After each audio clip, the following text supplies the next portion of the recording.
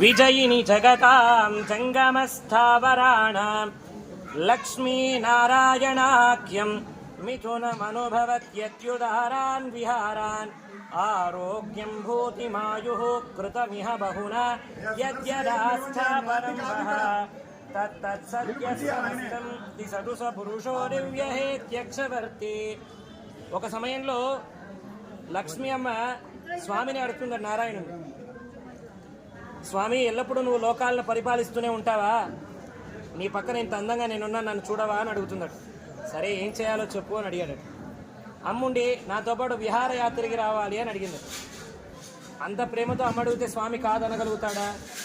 అనలేడు. కాబట్టి నేను వస్తాను నీ వెనక, కానీ లోకాలని పరిపాలించేటటువంటి బాధ్యత ఎవరికి ఇమ్మంటావో అని అడుగుతాడు. నారాయణుడు అమ్మవారిని అలా అడగగానే, ఎవరో ఎందుకు, నీ చేతిలో సుదర్శనుడు ఉన్నాడు కదా, సుదర్శనుడికి బాధ్యతలు అప్పచెప్పు. స్వామి ఏం చెప్పాడో తెలుసా అండి? ఆరోగ్యం భూతి మాయుః కృతమిహ బహున. భక్తులు వచ్చి నేను ఆరోగ్యం అడుగుతారా? ఇచ్చేయి.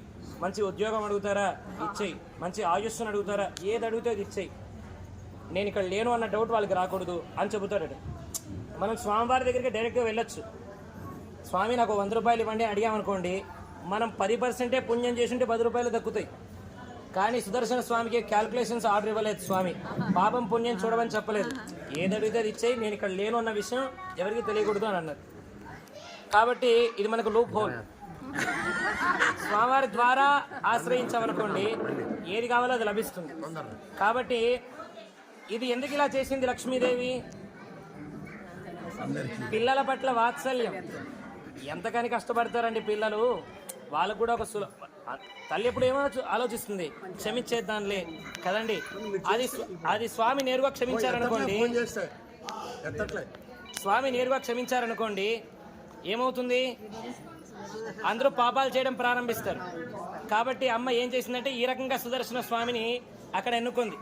కాబట్టి స్వామి ఏం చేస్తారో తెలుసా అండి? ఏ అవతారం ఎత్తినా ప్రధానమైనటువంటి ఆయుధం సుదర్శన పెరుమాళే. నరసింహస్వామి రూపం ధరించినప్పుడు కూడా గోర్లలో సుదర్శనుడు ఉన్నాడట. ఈ రకంగా ఏ అవతారం ఎత్తినా ప్రధాన ఆయుధం సుదర్శనుడే ఉంటాడు.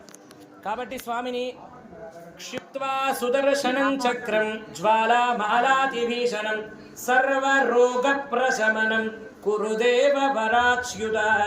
అలాంటి సుదర్శన స్వామిని మనం నమస్కరిస్తే ఏమవుతుందో తెలుసా అండి? ముందు సుదర్శనుడు ఉంటాడు, వెనక ఎవరుంటారు? నరసింహస్వామి. స్వామిని మనం ఏమైనా అడిగితే డైరెక్ట్ ఇవ్వడట, వెనక స్వామి గారి పర్మిషన్ అడిగి ఇస్తుంటాడు. కాబట్టి అలాంటి స్వామి ఆశీర్వచనాలు మనం పొందామనుకోండి, మంచి ఆయుర ఆరోగ్యాలు కలుగుతాయి, మనస్సులోని కోరికలను నెరవేరుతాయి. అలాంటి మహత్కర